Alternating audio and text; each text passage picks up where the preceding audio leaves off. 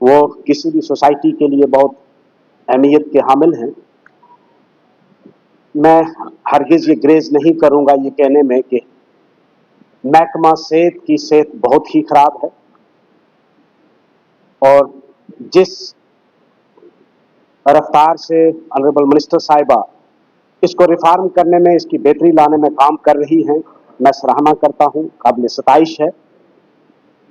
बहुत सारी चीजें इसमें जो जरूरत है, मैं पहले हेल्थ डिपार्टमेंट्स पर ही बोलूंगा। मुझे पता है, मैं इस चीज का एहसास रखता हूं कि रातों रात इस सिस्टम को, जो एक डिरेल्ड सिस्टम था, उसको रेल पर लाने के लिए, अपने ट्रैक पर लाने के लिए कोई मुमकिन नहीं है। ना ही हमारे पास उतने डॉक्टर्स हैं और ना ही हमारे पास पैरामिलिट्री स्टाफ है उतना। लेकिन मैं एक गुजारिश करूंगा, मेरी एक सजेशन है कि जब तक खासकर दूर दराज के जो इलाके हैं, जो पहाड़ी इलाके हैं, जिस तरह मेरी कंस्टिट्यूंसी है उसमें कुछ इंटीरियर दूर दराज के इलाके हैं, जब तक कि आप हॉस्पिटल को इक्विप्ड करते मैन पावर से, और जो प्लांट्स आप कह रहे हैं कि हम प्रोवाइड करेंगे, मशीनरी खुद ब खुद तो चलेगी नहीं। उसको चलाने के लिए मुझे लगता है कि इंसानी जिस्म की भी ज़रूरत है और ट्रेंड जिस्म की ज़रूरत है। पहले उसके लिए आप उनको मुहैया करें।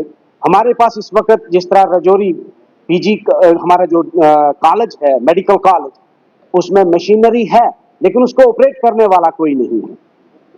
इसी तरह हमारे जितने भी पीएचसी हैं उनमें हमारे वहाँ पोस्ट है डेंटल सर्जन की। मेरे ख्याल में, जो मेरी इंफॉर्मेशन के मुताबिक, मैं गलत भी हो सकता हूँ, 2008 में लास्ट डेंटल सर्जन की एडवर्टीजमेंट हुई है, उसके बाद आज तक डेंटल सर्जन की एडवर्टीजमेंट ही नहीं हुई। उसके लिए उसकी तरफ तवज्जो देने की जरूरत है।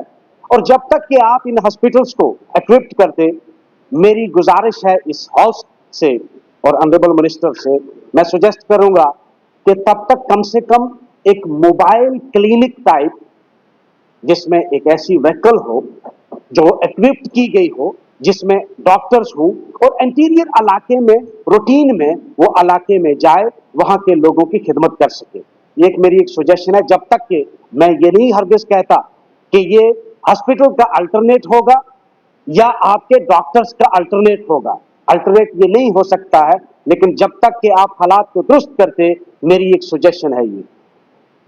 दूसरी बात, एजुकेशन पर मैं आऊंगा। एजुकेशन में भी वही हालत है जो महकमा सेहत की है। ऑनरेबल मिनिस्टर साहिबा कोशिश कर रही है उसको रिफॉर्म करने के लिए, लेकिन रिफॉर्म तब तक पॉसिबल नहीं है क्योंकि हमारे पास अभी तक रोबोट सिस्टम नहीं आया है कि उस्ताद के बदले रोबोट पढ़ा देगा।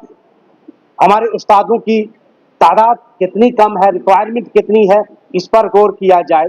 हमने स्कूलों में बच्चों को खाना खिलाने के लिए कुक लगाई, लेकिन उनको जो हम तनख्वाह देते हैं, मुझे शर्म आती है बताते हुए भी, there is an act, minimum wages act, हम उसकी खुला मुखला वायलेशन कर रहे हैं, लेकिन उसकी तरफ तवज्जो नहीं। हम उनको 700 या 800 रुपया वो भी कभी साल के बाद देते हैं। ये किस कानून के तहत देते हैं? क्या इसमें कोई प्रोविजन रखा गया है? मैं ऑनरेबल मिनिस्टर साहिबा से जब वो जवाब देंगी तो मैं तवक्को करूंगा कि क्या इसके लिए, उस वायलेशन को रोकने के लिए कि ये मिनिमम वेजेस एक्ट की वायलेशन है, ये बेकार।